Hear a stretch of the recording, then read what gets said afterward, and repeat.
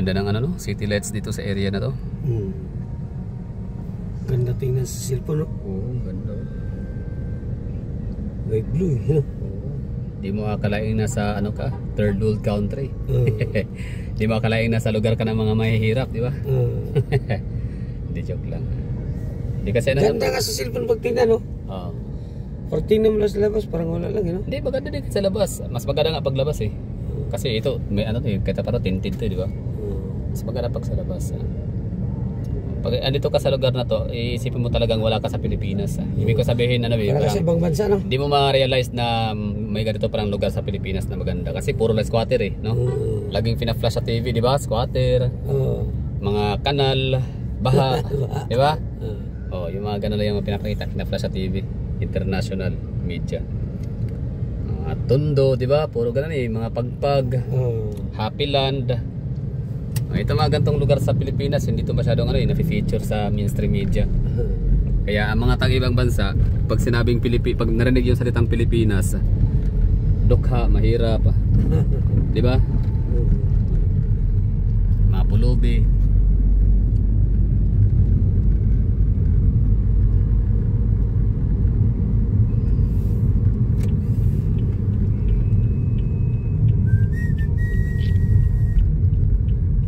Kumain ako ng kumain ka na overload. Kumain ako ng Chicken Joy. Chicken Joy. Anong ganong tao di kagaya nung araw? Hindi naman yan talaga tunay. Yan yung ano, yan yung normal. Normal. Yan yung pinangarap ni Diwata. Hindi yung sobrang daming tao na lahat na lang mapapapicture. Grabe yung araw-gabi haba ng pila. Di ba? Ganun lang na kumbaga ano yun eh. Kumbaga maganda lang kasi talaga storya ng buhay niya kaya sumikat siya sa social media. Pero wala din niya pinangarap yun, di niya yun ang gusto. Ang gusto niya ganyan. Yung negosyong panghabang buhay ba? May mga kumakain. So yung mga kumakain doon, yun talaga yung mga legit na kumakain dahil masarap.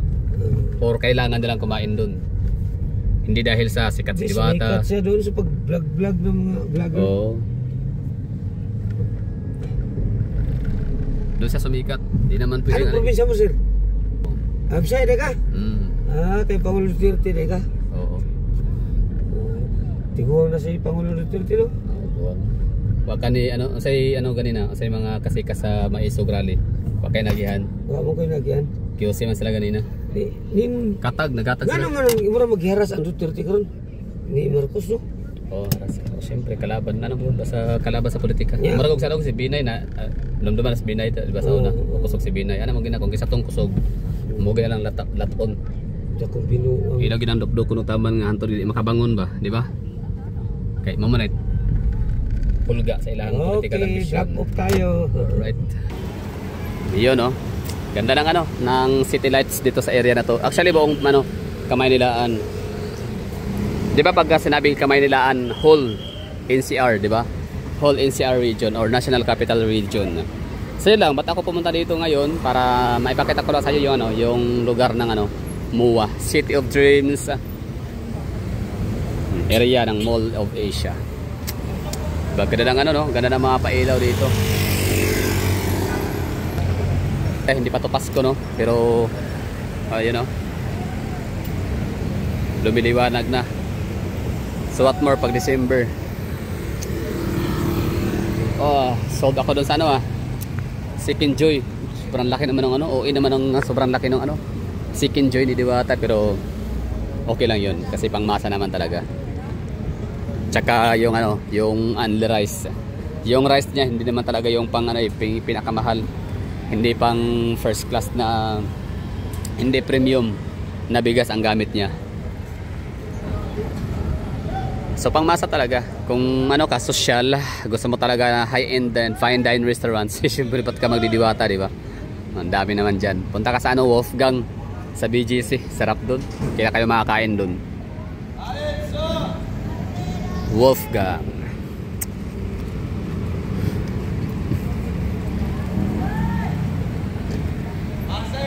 Ito yung tsura dito. Papakita ko lang ulit sa inyo, parang continuation lang to dito sa isa nating ano, vlog kanina na city lights.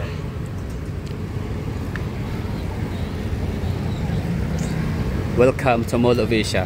Parang gusto kong ma-explore sa likod nito, sa harapan. Ibig sabihin sa may facing seawall.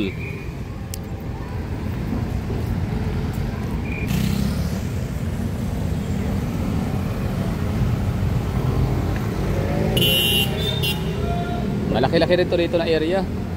Hindi mo to kayang ikutin ng ano no, ganun kadali lang. It takes time din talaga. MOA.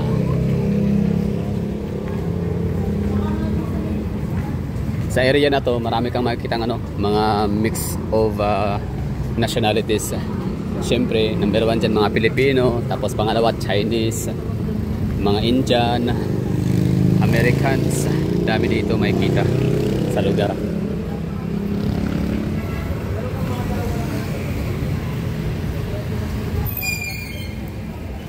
Diba? Ganda lang, no? Enjoy nyo lang, ha? Enjoy nyo lang, ano, yung view. Wala tayo masyadong topic for today's video.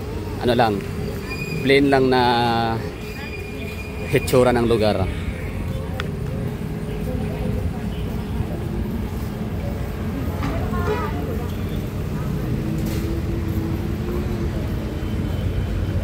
Chokes to go.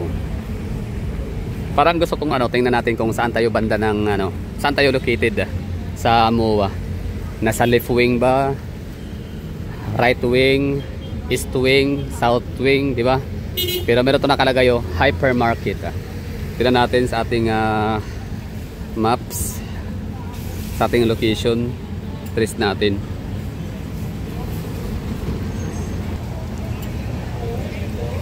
May ano pa under construction. Soon to rise yan. Ano kaya to dito? A balanced work-life environment. So napakalaking township to dito na napuntahan natin, no? Sa lahat yata. Ay, ano pala? BGC pala yata ang pinakamalaki. Tingnan natin sa Wikipedia. Okay.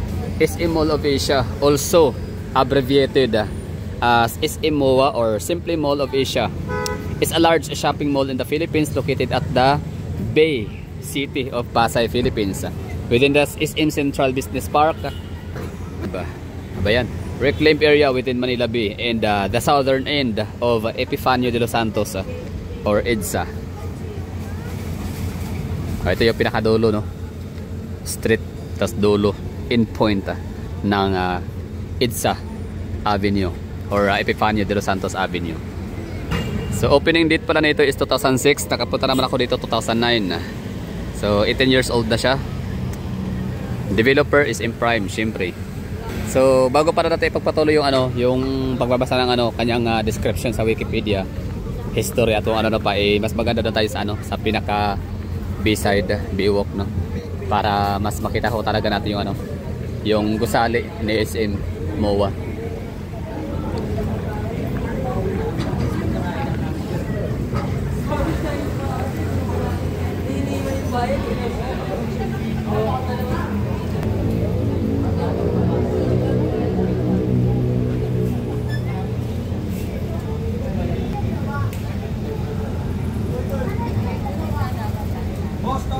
Grabe, ganda.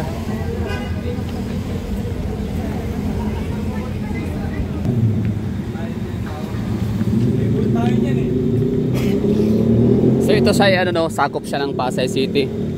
Pero kahit pa sa laki ng ano, revenue, napakalaking contribution nitong township na to dito para sa revenue ng Pasay and sa GDP. Still hindi pa rin siya sapat, no, para makapasok sa larangan ng richest city, League of the Richest City. Ibig sabihin na hindi naman talaga paligsahan yun, you know, or competition, pero yun lang, yun naman talaga ang pinaka-aim ng mga LGU official, ng mga mayors, di ba, na maging ano, isa sa pinakamayaman na syudad ang kanilang ano, lugar. Ibig sabihin nun, performing well ho sila. Ibig sabihin nun ay efficient, no, yung kailangan ano, yung kailangan pagiging official, yung kailangan ano, pagiging leader, yung kailangan serbisyo. So hindi sila inutil, di ba? Yan eh. So kapag yayaman ka ng ganon, ibig sabihin yung ano, yung syudad, ibig sabihin ano ka, magaling ka na mayor. So ibig sabihin magaling na mayor si Joy Belmonte ng Quezon City. Magaling na mayor ang mga naging mayor ng City of Manila. Ganon din sa Taguig, Makati, Pasig. Ay grabe ang Pasig. Hindi naman laging pasok yan sa top 10 richest city, pero ngayon oh, talagang nakakamangha, very amazing kasi parang top 4 yata. Top 4 or top 3 no, richest city ang Pasig City. So ibig sabihin napaka-excelente ni Vico Soto. Ano pa, Cebu City, ano yan, consistent yan tsaka si Mandawi City, magagaling ang mayor dyan. So ibig sabihin very good no, gawa nung hindi talaga sila matatanggal-tanggal sa tawag nito, sa liga ng payamanan ng mga syudad. Ocean Drive, diba? So larangan ng League of Wealthiest City in the Philippines. So hindi sapat itong mga townships sa Pasay City para makapag-contribute ng ibig ko sabihin yung contribution nila sa ERA, sa revenue, sa GDP, hindi sapat para makapasok no sa top 10 richest city. So kung ikay makapunta dito sa may area na to dito, talagang ma-amaze ka talaga, mamamangha ka dahil makikita mo yung signs of prosperity ng syudad.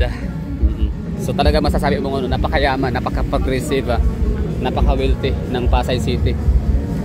Pero pag malaman mo, pero hindi siya pasok sa top 10 richest city in terms of assets no.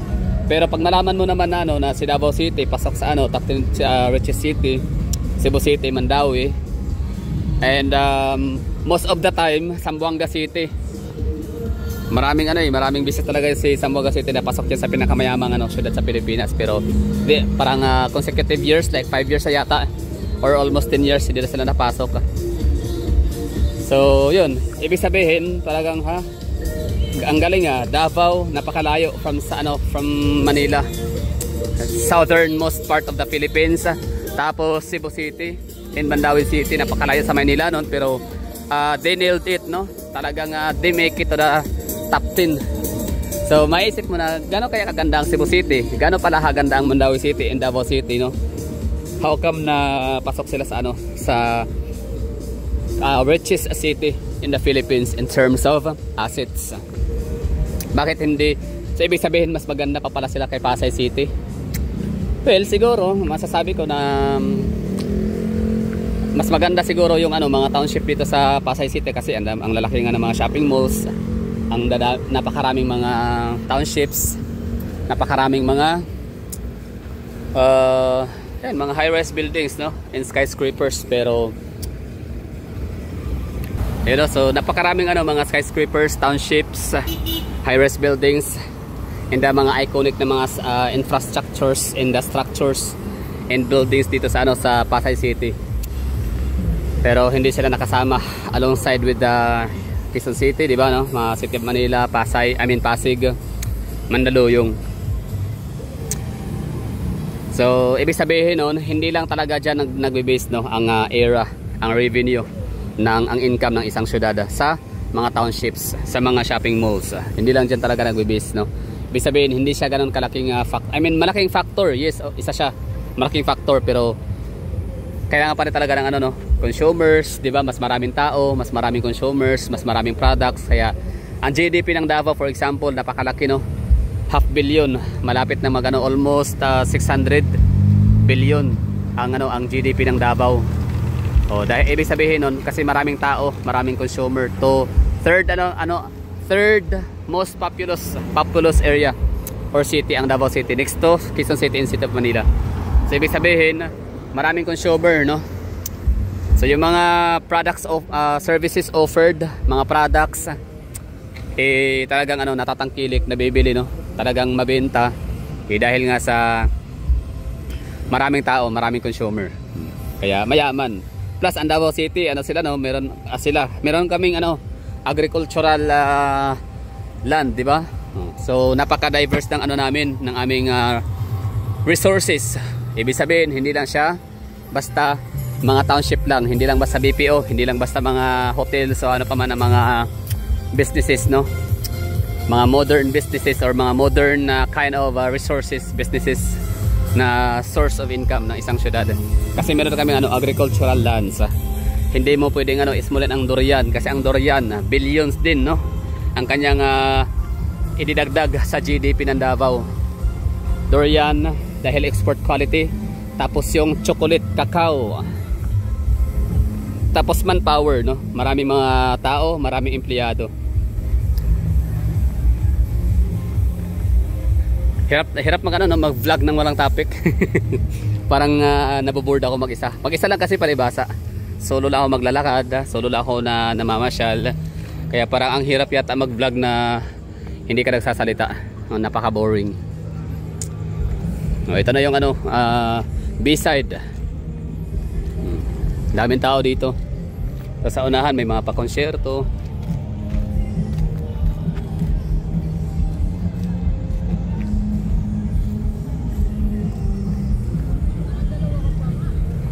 Nagsisi ako bakit hindi ako kumain ng inasal ni Diwata. Sana kumain ako nun. Para madami talagang karne sa katawan tapos kape. May Starbucks to dito eh.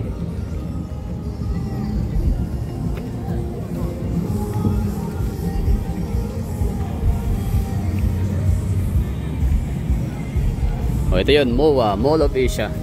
Hindi na muna tayo papasok sa loob gawa nung late na, tsaka daming tao sa loob. So okay na to dito. Presko yung area. Malamig dahil gabi na.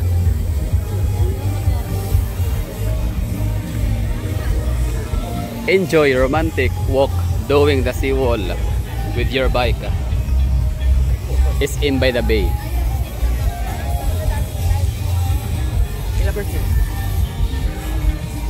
Napakagara ng SM MOA kasi hindi lang siya shopping mall kundi parang carnival na rin. Carnival. O basta may mga rides, dami. Tapos may mga kainan sa labas. Kung yung ibang mga shopping malls ay alfresco para ma-enjoy na yung open air dining experience, di ba? So dito naman ay wala silang alfresco pero meron silang by the bay. Pansin niyo yung SM, di ba? Mahilig sila sa gilid ng dagat. Ay, hindi na, parang nakataon na yata dito. Tsaka Cebu, no? SM Seaside, Cebu, tsaka dito MOA. Ano pa bang SM sa Pilipinas na nasa gilid ng dagat? Parang dalawa lang, no? Ito lang yata, tsaka Cebu. Oh, ganda. IMAX Theater. Okay, tuloy natin yung pagbabasa ng Wikipedia. At alamin natin kung hanggang yung mga gusali pa rin na ba yan is pagmamayari pa rin ba yung is MDC Corporation. She said goodbye 2 minutes before her heart is breaking in fun. So tuloy natin itong pagbabasa ng Wikipedia. Bali itong si SM Seaside ay located siya sa Seaside Boulevard, Barangay 76, Bay City, Pasay City, Metro Manila, or Bay City, Pasay, Metro Manila, Philippines.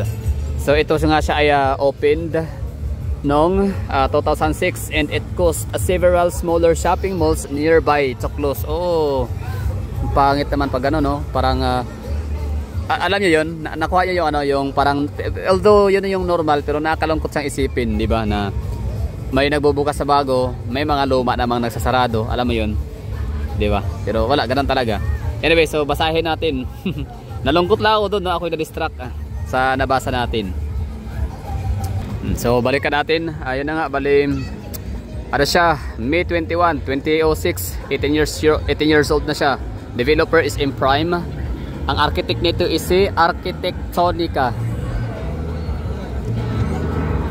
Ang galing, no? Pati yung architect nasa pa rin description sinama. Siyempre promotion yan. So sino bang gumawa ng Mall of Asia? So parang gusto kong gumawa ng mall na medyo kahawig or kasing ganda ni Mall of Asia. Gusto kong gayahin. So sino ba ang architect niya? So yun, hahanapin natin si Arquitectonica. Number of stores and services. Meron silang 663 shops including 217 dining establishments and dining establishments. Ayun, 217 dining establishments. Number of anchor tenants. Ano yung sabi ng anchor tenants? Tingnan natin kasi nakalink, hyperlink. So anchor tenant, sometimes called an anchor store or draw tenant or key tenant, is a considerably larger tenant in a shopping mall, often a department store or retail chain. They are typically located in the ends of malls, sometimes in the middle. With their broad appeal, they are intended to attract significant cross-section of the shopping public to the center. They are often offered steep discounts on rent in exchange for the signing long-term leases in order to provide steady cash flows for the mall owners. Some examples of the anchor stores in the United States are Macy's, Sears, JCPenney, Nordstrom, Neiman Marcus, Saks Fifth Avenue, Dillard's. Ano kaya dito sa Pilipinas? Baka yung mga Uniqlo, mga malaking tindahan, tama ba? Uniqlo, ano ba? Anyway, so comment down below na lang mga gala kung anong ibig sabihin. Kung ano yung alam niyo yun, na tinatawag na 16 anchor, no? Anchor tenants. Kasi puro naman America USA yung ginawang example. Hindi ko naman familiar yun. Okay, going back, no? Meron silang total retail floor area of 589,891 meters squared or 6,300 square feet. Number of floors, meron silang sa main buildings is tatlong third floor including expansion. Tapos meron naman sila sa SM Store 3, sa MOA Square 8. Asa ba yung MOA Square? Okay, never mind. So car park building 8. So talagang napakalaki, no, na structure to si SM MOA. Siya talaga pinakamalaking mall sa Pilipinas. In Asia, no, kaya siguro sa tinawag na Mall of Asia kasi siya pinakamalaki. Malawak, malapad. And meron siyang parking 8,000 slots, ang dami. So public transit access, meron silang SM Mall of Asia. Okay. Owned and developed by SM Prime, the largest mall chain owner and developer in the Philippines. The mall currently occupies 16 hectares, 40 acres. 16 hectares, malaki, no? Tama lang ba? Malaki ba? Diba si Abrisa di Davao, Abrisa Mall, Abrisa di Ayala sa Davao is siya 10 hectares. So ibig sabihin parang dodoblehin mo yung lawak lapad ni Abrisa Mall sa Davao. Okay, balikan natin. Okay, 16 hectares of land area of the Mall of Asia complex and a gross floor area of approximately 589,000 meters squared. Okay, diretso tayo. Space area for conventions and social functions. The area attracts a daily average foot traffic of about 200,000 people. Dami. Oo, kaya namang i-accommodate ng 200,000. Kaya i-accommodate ng Mall of Asia ang 200,000 people kasi sobrang lawak na ng lugar. Kasama pa to dito ang B-side.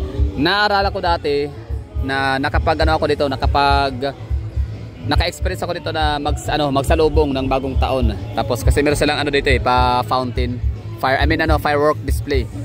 So sobrang daming tao, di mahulog ang karayom. So parang aabot yata sila ng nasa mga basta hindi na 200,000 yun. Talagang hindi ka na makagalaw, hindi ka na makagalaw sa lugar. Kumbaga kung saan ka naka-stay, doon ka na lang lagi hanggang sa gusto mo nang umuwi, ganon, ngalay ka na. Currently, asan yung currently? The mall is currently the largest shopping mall in the Philippines and the 6th in the world. When it opened on 2006, it was the largest shopping mall in the Philippines until SM North EDSA was redeveloped in 2008 and was relegated to third place by the expansion of SM Mega Mall from 2011 to 2015. When SM Seaside City opened to the public before returning to this spot in 2017. Later, it again became the largest shopping mall in the Philippines. Starting 2021, following the opening of IKEA Pasay City, the first IKEA store in the country and the largest IKEA store in the world. Iba talaga Pilipinas, no? Galing, no? So, pinakamalaking IKEA, Pilipinas. Di ba yan? Galing yan sa Europe ang IKEA na IKEA na tindahan. Following the malls opening in 2006, it caused several smaller shopping malls nearby to close, such as the Pearl Plaza and the Uniwide Coastal Mall. Yun, no? Nga, no? Uniwide Coastal Mall, luma yun eh. Wala na masyadong namamasyalo, gawa ng bulok na, luma, madumi, mabaho, makalat. Basta daming ano doon, maraming mga... Napunta ako doon dati. Hindi...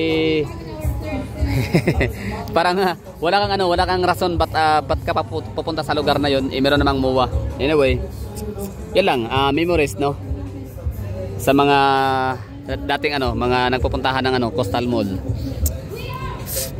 So construction, kailan ba to dito? Or construction, no? Plans of SM Mall of Asia began in 1995 with construction originally slated to begin in January 1996. It was marketed to become the largest shopping mall in the world upon completion.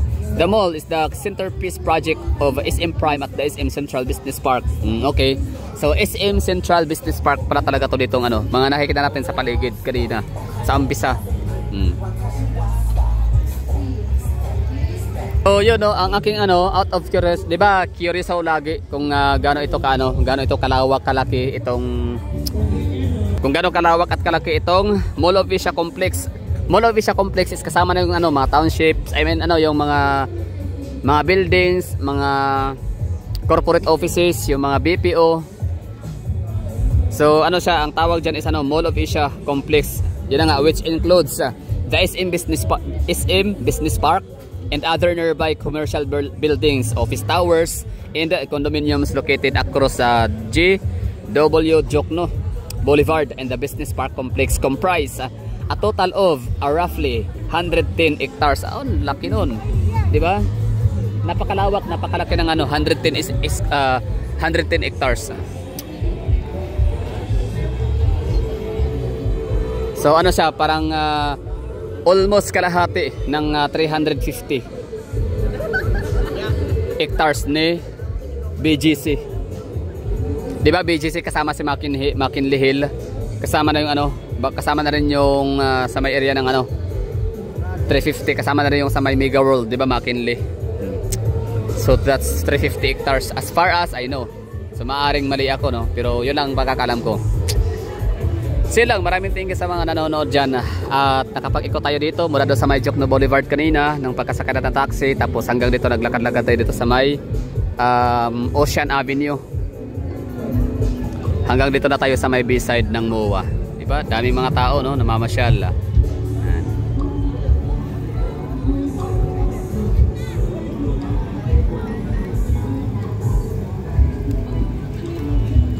Mga rides naman dito na area. Tapos Okada Manila sa unahan. Tapos ito naman yung yung mga barko, no, na nagtatambak ng mga lupa, buhangin, kasi reclamation area na to dito.